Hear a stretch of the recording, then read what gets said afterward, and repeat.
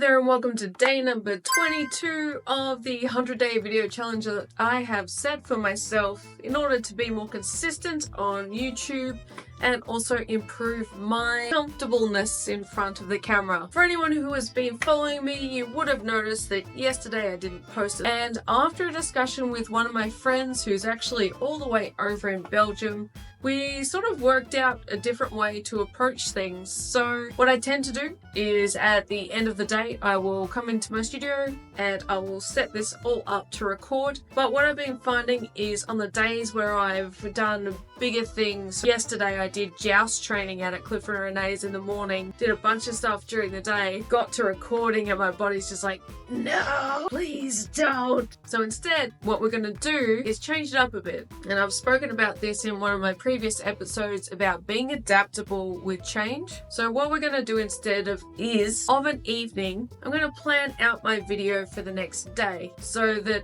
I can, in the evening, I get to relax with it. I can write down a couple of notes, sleep on it, and then in the morning or in the sort of mid-morning afternoon, depending on how we go, record the content then and record it in a way that if I get time in the evening to edit it, can do that. If I don't, it is still enough of a video to be able to upload it to stay consistent, and the edited ones will be a bonus until I actually work out a better system for that as well. This brings me to my point of why the people around you are so important, because we don't know everything. There is no possible way for our little brains to know every single detail that it takes, let alone remember it, especially if you've got ADHD like myself, where we tend to go a million miles an hour and 3 days later be like, I forgot that one thing.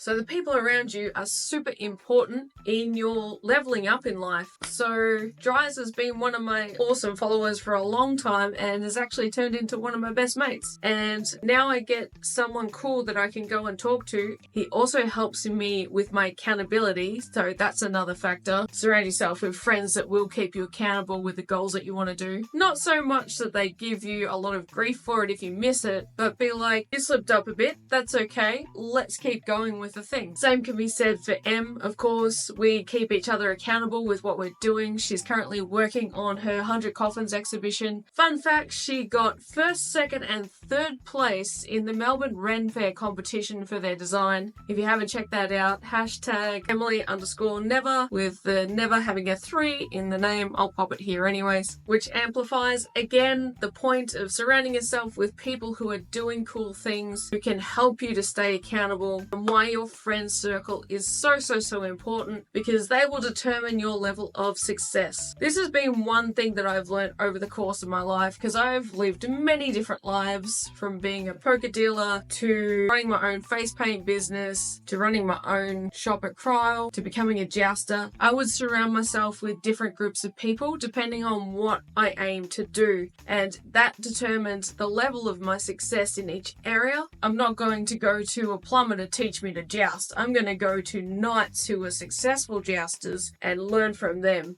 Does that make sense? So I trust that's been some value in tonight's video. If you've enjoyed it, chuck a thumbs up. If you've got any cool friends that want to come and check out this sort of content as well, invite them. Let's create a cool community who are leveling up in life, just like in all the video games that we love to play. And I will see you in the next video.